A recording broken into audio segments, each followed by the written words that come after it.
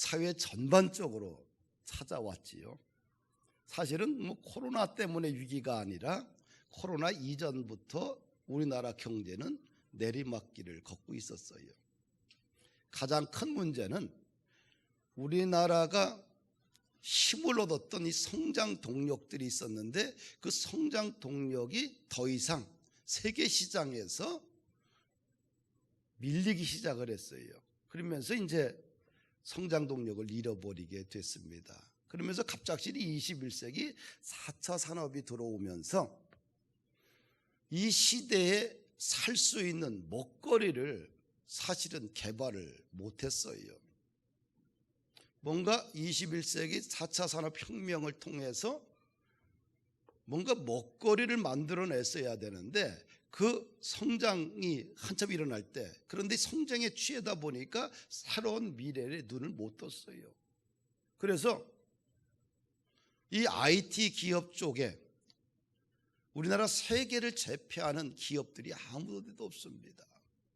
모든 돈은 가상세계에서 그들이 다 갖고 가요. 제조업 가지고는 세계 1위 하기는 거의 불가능해요. 중국이 턱밑까지 쫓아오고 있고요. 더 이상 어떤 분야는 경쟁력이 없고요. 세계 1위 상품은 중국은 1800개가 넘는데 우리는 쭉쭉쭉 500개에서 쭉쭉쭉 떨어져 가지고 이제 40몇 개밖에 안 돼요. 그럼 사회만, 경제만 경쟁력을, 그런 동력을 상실했느냐? 교회도 동력을 상실해 가고 있습니다.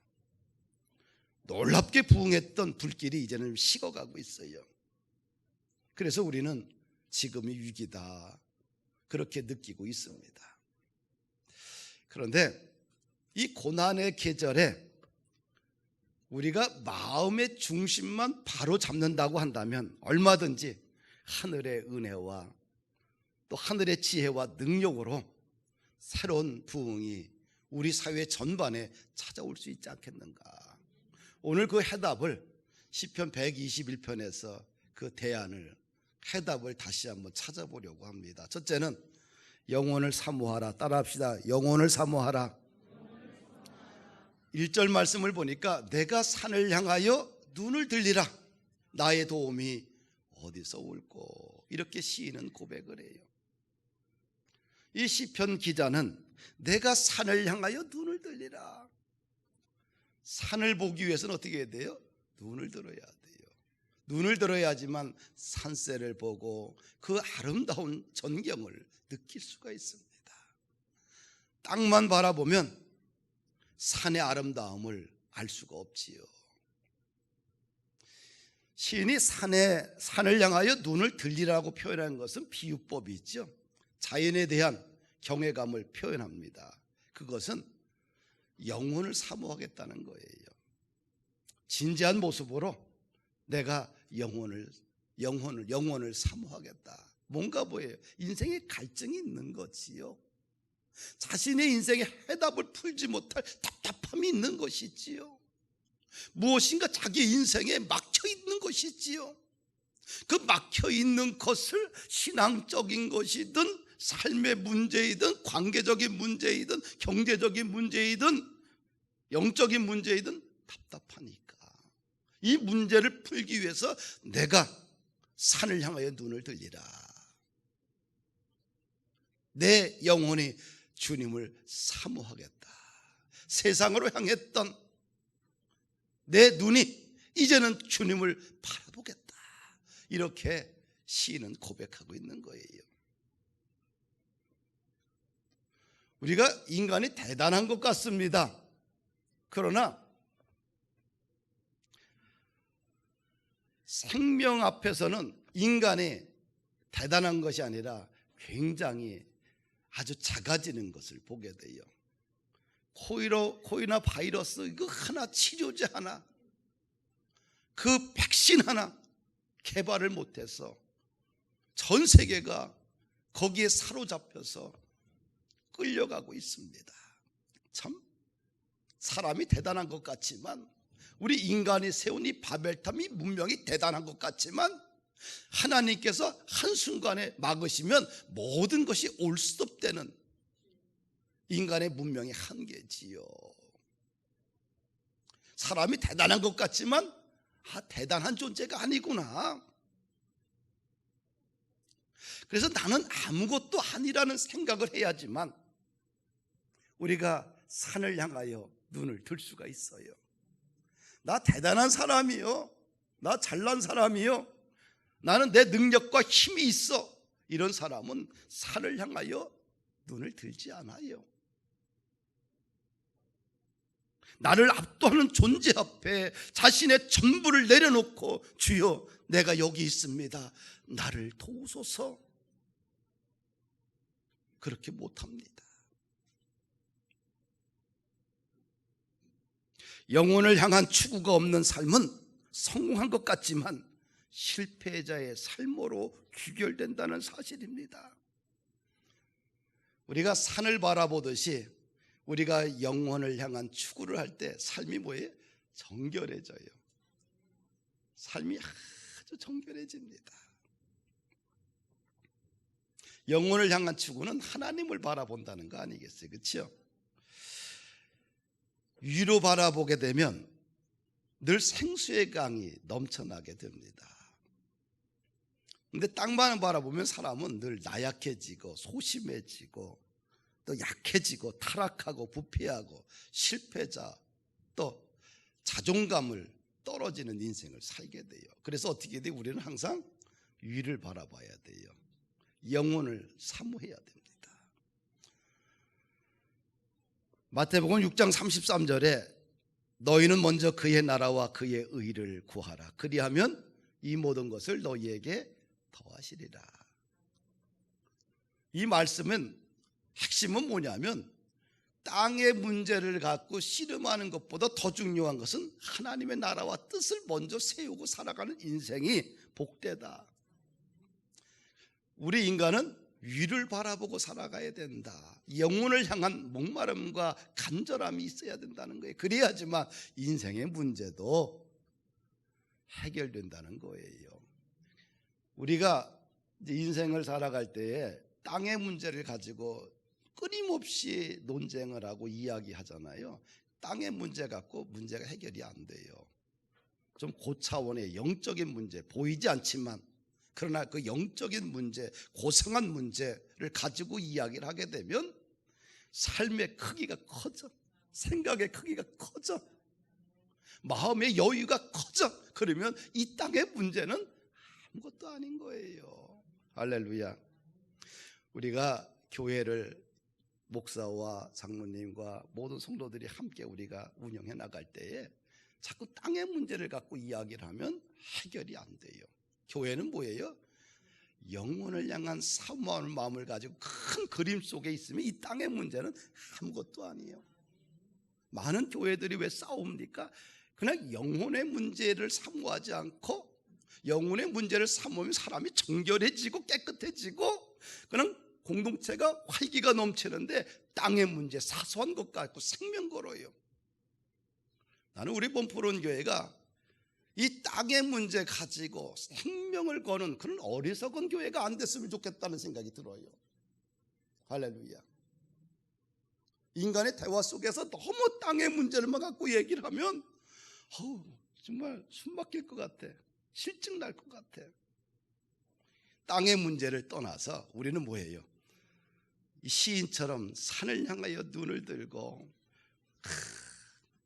그의 꿈의 크기를 가지고 하나님 나라의 비전을 가지고 이야기해야지만 우리 사람과 사람과의 대화 속에서 성장과 성숙이 있지 않겠느냐. 할렐루야.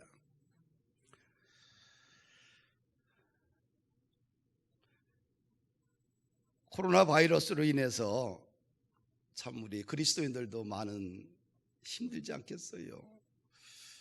근데 이것이 우리 그리스도인들에게 하나님이 주신 시험 문제라고 생각을 하면 좋지 않겠나. 하나님이 나에게 주신 시험 문제다. 그럼 어떻게 이 위기를 우리가 극복해 갈 것인가. 우리가 이 너도 나도 다 힘든 시간들인데 이럴 때 우리가 이 현실의 그 어려움을 극복하기 위해서는 우리의 시야를, 우리의 비전과 생각을 하나님 나라에 맞춰야 돼요. 그러면 어떤 어려움도 뚫고 나갈 수 있는 그런 저력들이 생기게 됩니다. 마태복음 7장을 보면 지혜로운 사람은 반석 위에 집을 짓고 어리석은 사람은 모래 위에 집을 짓는다고 그래요. 그러니까 영혼을 사모하는 사람들은 반석 위에 집을 짓는 신앙인이 되는 것입니다.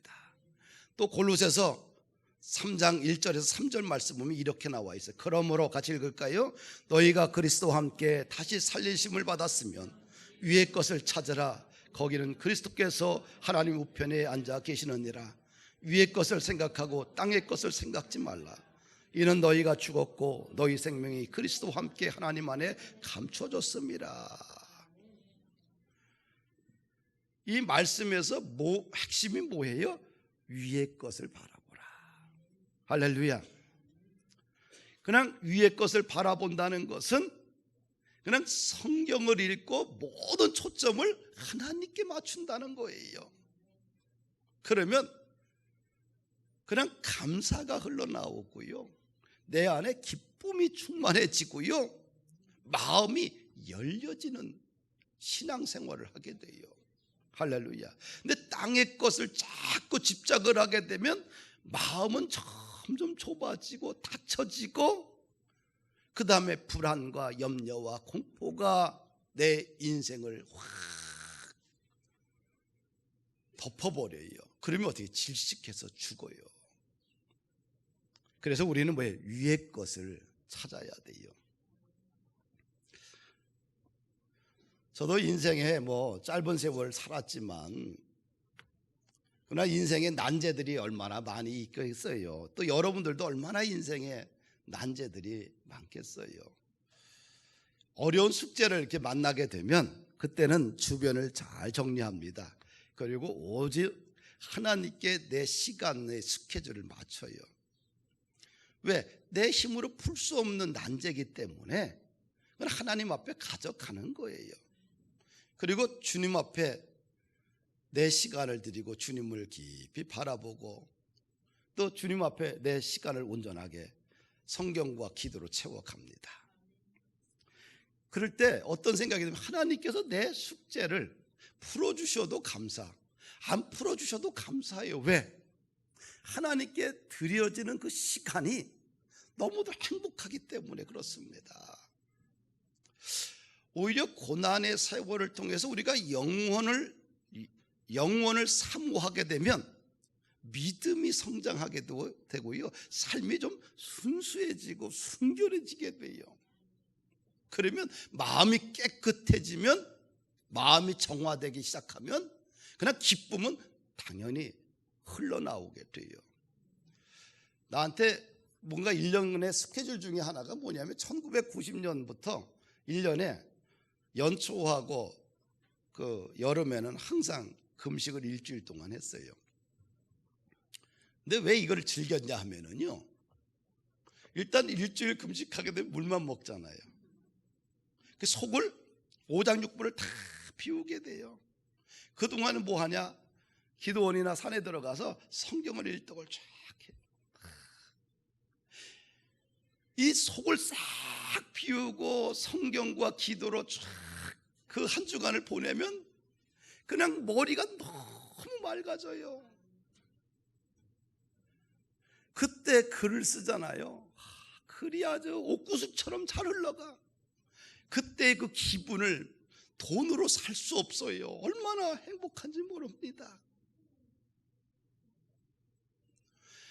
우리가 금식을 하면서 오장육부를 다 비우면 그거로 비우는 거로 끝난 것이 아니라 내 안에 하늘의 기쁨으로 채워지기 시작하는 거예요. 우리의 영혼이 깨끗이 청소된 기분이에요.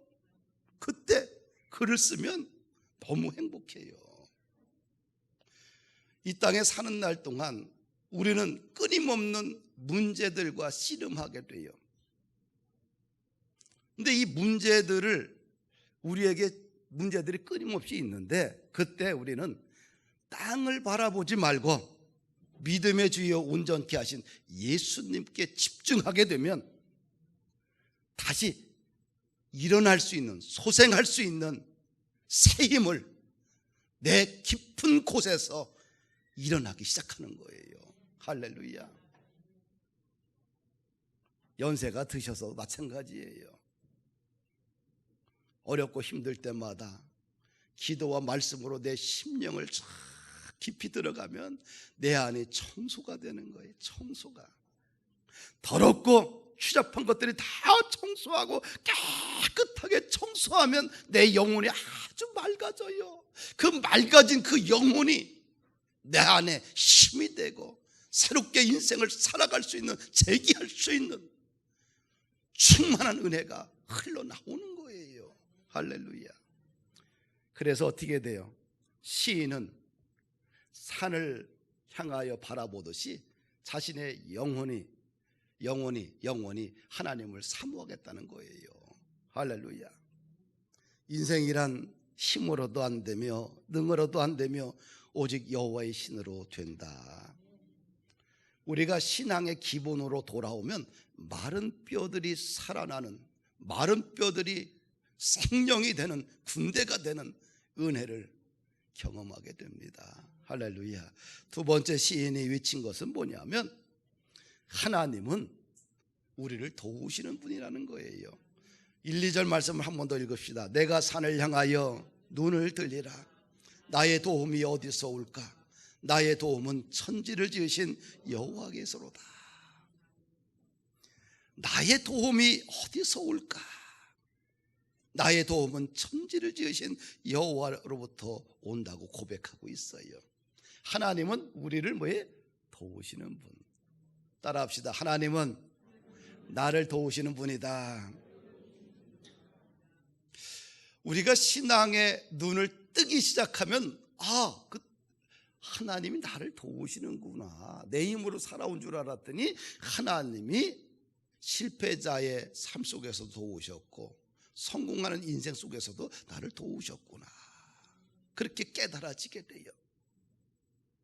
영적인 눈이 딱 떠지게 되면 하나님은 나를 도우러 오신 분이구나.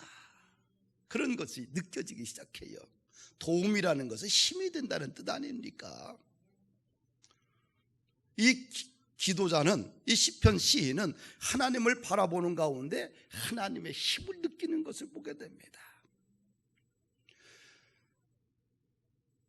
마태복음에 보게 되면 처녀의 몸에서 잉태될 아이의 이름을 뭐라고 불렀어요? 임마누엘이라. 천사가 수태고지를 해요.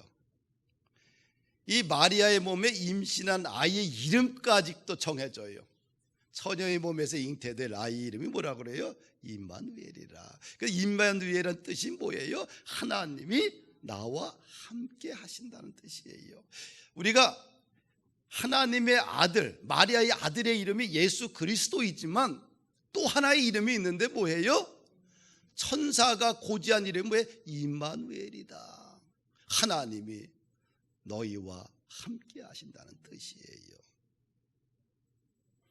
하나님이 우리와 함께 하시러 오신 분이 임마누엘인데 그분은 다른 말로 하나님은 나를 도우러 오신 분이다. 할렐루야. 그러니까 여러분들 고난의 계절에 너무 힘들어할 필요 없어요. 왜? 하나님이 나를 도우러 오셨기 때문에. 할렐루야. 그래서 고난의 계절은 오히려 어떻게 해야 돼요? 오히려 하나님께 집중하는 거예요. 세상이 뒤숭숭해도 어떻게 돼요? 세상의 방송에 휩쓸려서 막 불안에 떨지 말고 그럴 때 어떻게 돼요? 말씀과 기도로 자신을 정결케 하고 하나님께 집중하면 하나님의 메시지가 들리기 시작을 해요. 그러면 그 사람은 살아가는 거예요. 하나님의 메시지가 들린다, 깨달아진다. 그러면 그의 인생 가운데 하나님의 거룩한 기적이 회복되기 시작하는 거예요. 마른 뼈다귀가 살아나는 생명의 역사가 일어나기 시작하는 거예요. 아무것도 안 들린다. 그러면 어떻게 돼요? 내 인생이 죽어가고 있구나 생각하면 돼요. 아무것도 캄캄하면 안 열려요. 캄캄하지만 하나님께 집중했더니 말씀 가운데, 기도 가운데 하나님의 깨달음을 주신다. 그 어둠 속에서 생명의 빛이 확 비추는 거예요. 그러면 그 어둠 속에서 살아날 수 있는 거예요. 할렐루야.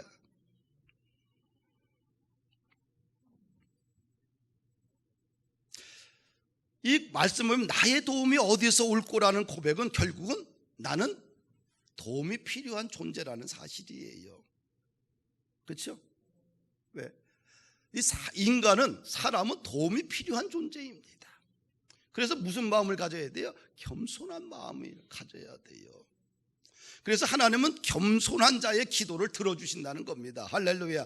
마태복음 7장 7절과 8절 말씀을 보게 되면 구하라, 같이 읽읍시다. 그리하면 너희에게 주실 것이요, 찾으라 그리하면 찾을 것이요, 문을 두드리라 그리하면 너희에게 열릴 것이니 구하는 이마다 받을 것이요, 찾는 이는 찾아낼 것이요, 두드리는 이에게는 열릴 것이니라. 누구에게 이런 역사가 일어나요?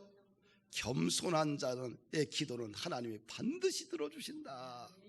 요한복음 16장 24절 말씀 보면 같이 읽읍시다. 지금까지는 너희가 내 이름으로 아무것도 구하지 아니하였으나 구하라 그리하면 받으리니 너희의 기쁨이 충만하리라.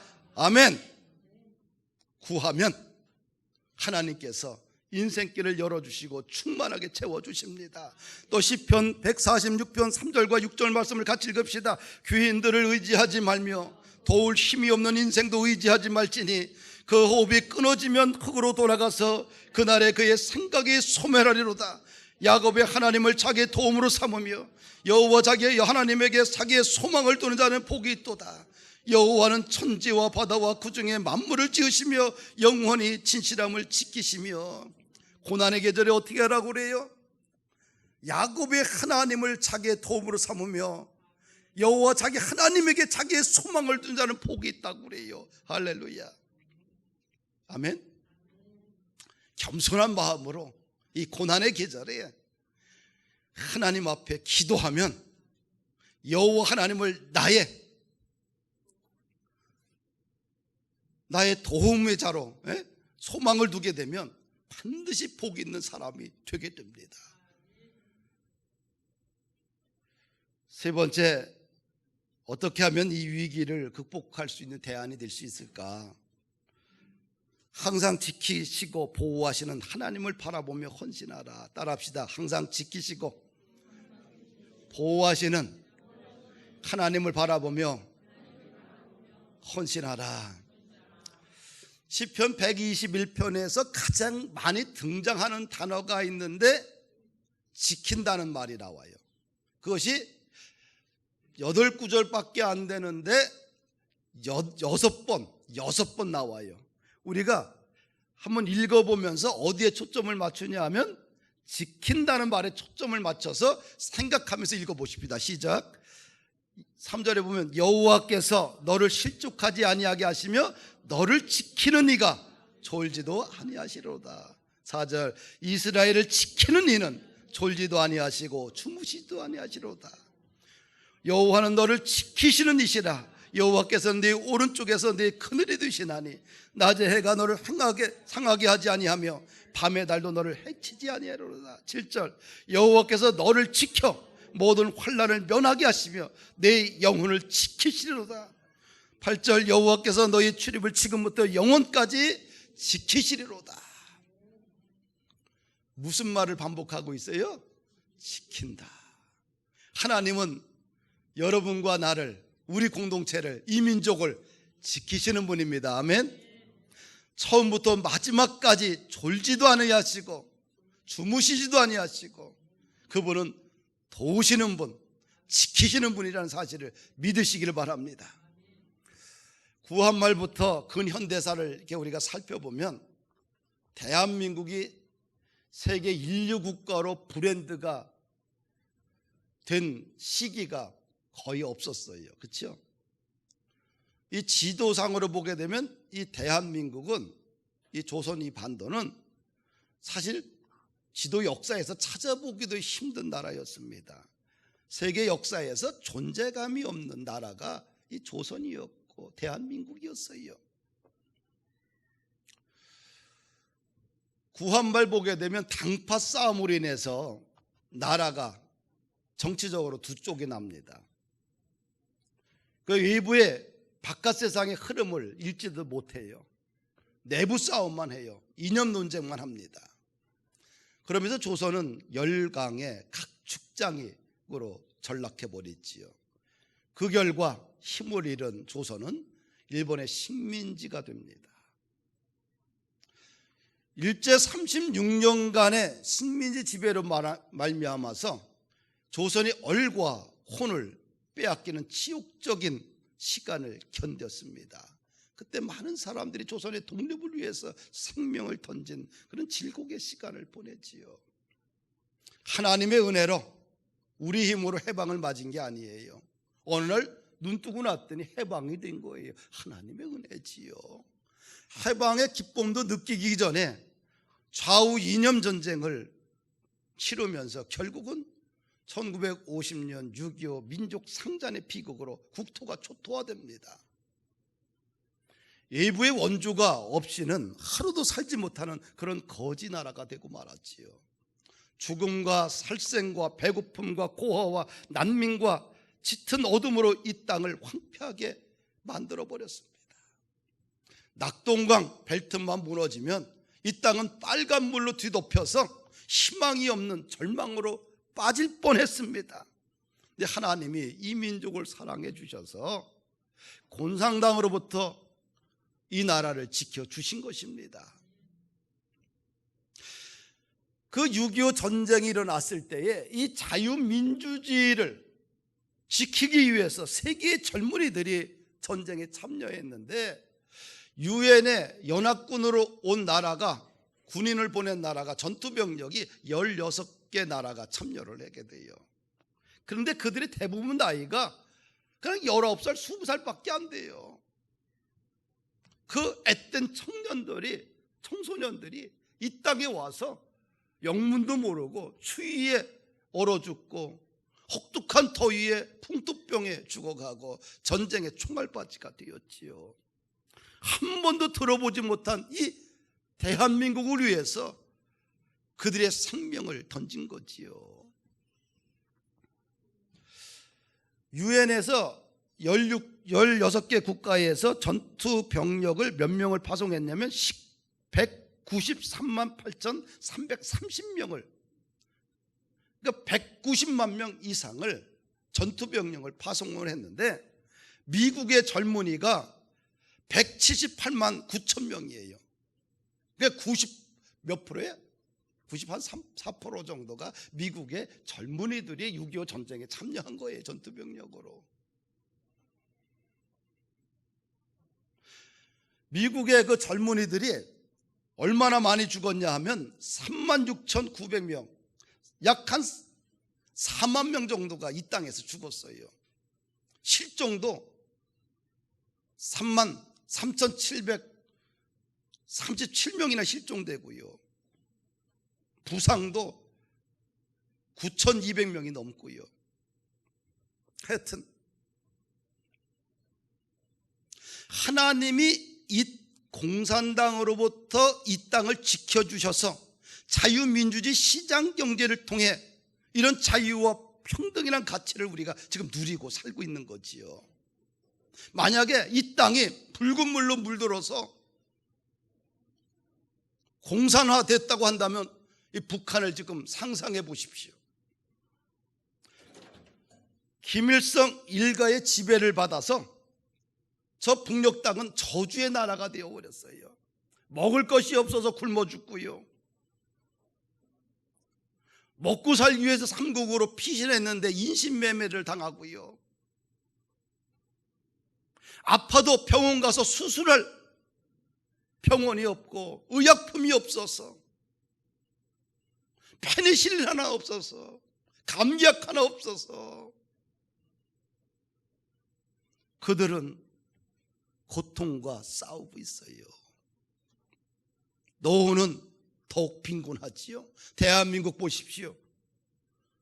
돈이 없으면 없을수록 국가가 더 많이 혜택을 주잖아요.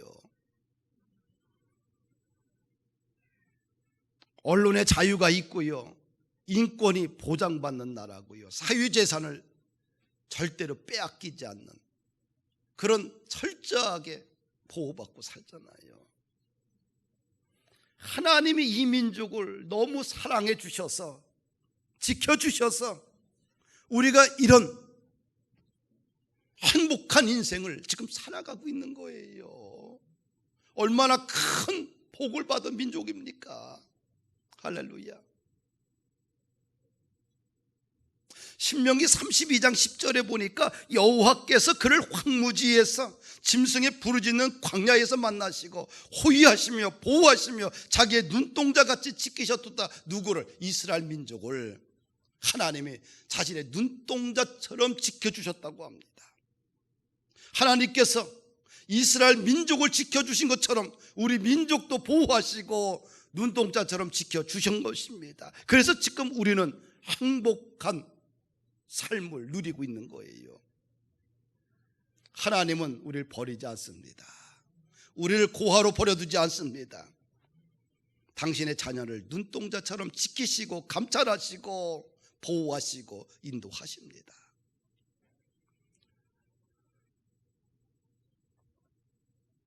하나님이 우리를 지키시는 것은, 자기 자녀를 지키는 것은 하나님의 아름다운 헌신 아니에요. 그렇죠?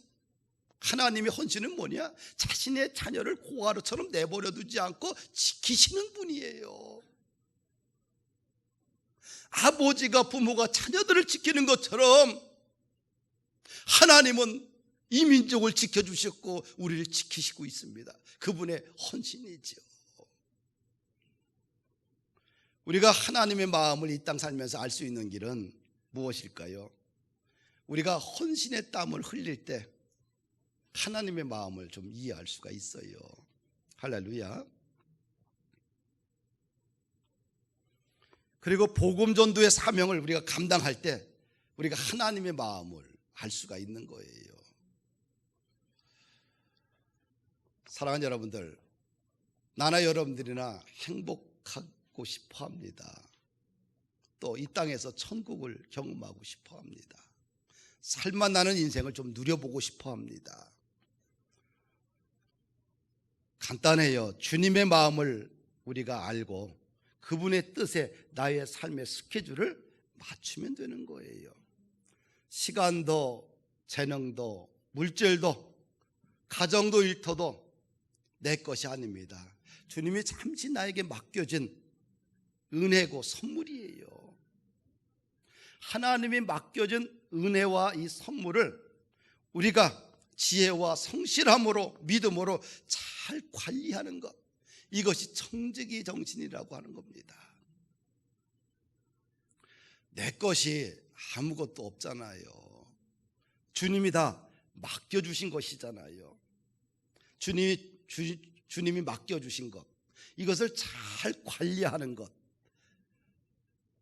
그리고 이것이 우리의 책임이고 그것을 위해 우리가 헌신할 때 우리 삶 속에 살만 나는 기쁨이 넘치는 충만한 그런 은혜를 우리가 누리게 됩니다. 말씀을 마칩니다. 헌신이 없는 삶은 공허해요. 가끔 이제 장례식을 우리 교회 성도들은 장수하셔서 장례 치를 일이 전혀 없는데 외부에서 장례를 치를 때가 가끔 있어요. 근데 대부분 가보면 적막강산인 데가 99.9%입니다. 그런데 가서 할 얘기가 없는 거예요. 예배를 드려도 뭔가 할 얘기가 있어야 되는데 목사가 할 얘기가 없어요. 성경 얘기만 하자니 뭔가 공감대가 형성이 안 돼요. 이 장례식에는 그분이 어떻게 살았는지, 어떻게 헌신하고 살았는지, 그분이 무슨 일을 아름답게 헌신하며 살았는지 얘기를 해야지. 공감대가 형성되고 서로 눈물을 흘리며 가슴 아파하고 장례식장이 축복의 장이 되는데 할 얘기가 없을 때, 참 고인에 대해서 추모할 것이 아무것도 없을 때, 내놓는 얘기가 아무것도 없을 때 목사는 참 진짜 쓸쓸해요. 정말 답답합니다. 남아있는 유가족들에게 평생 마음에 새길 믿음의 유산 한마디를 그 장례식장에서 하고 싶은데 할 얘기가 없는 거예요. 그렇다고 만들어낼 수도 없잖아요. 사랑하는 여러분들, 시간은 금방 가요. 예수님이 우리를 위해서 헌신했던 것처럼 우리도 주의 나라를 위해서 헌신하고 사십시다. 헌신을, 부모는 자녀를 위해서 헌신해야 돼. 잘 가르쳐야 돼요. 또 교회를 위해서 성도들은, 또 목회자들은 헌신해야 됩니다. 또 여러분들의 일터를 위해서 헌신해야지만 일터에서 하나님이 주신 복을 누리게 됩니다. 말씀을 정리합니다. 이 시대를 살아가는 대안, 시편 120편에 있습니다. 120편을 가지고 한 주간 묵상하면서 승리하고 여러분들의 인생 가운데 소망과 기쁨이 넘치기를 주의 이름으로 축복합니다. 할렐루야.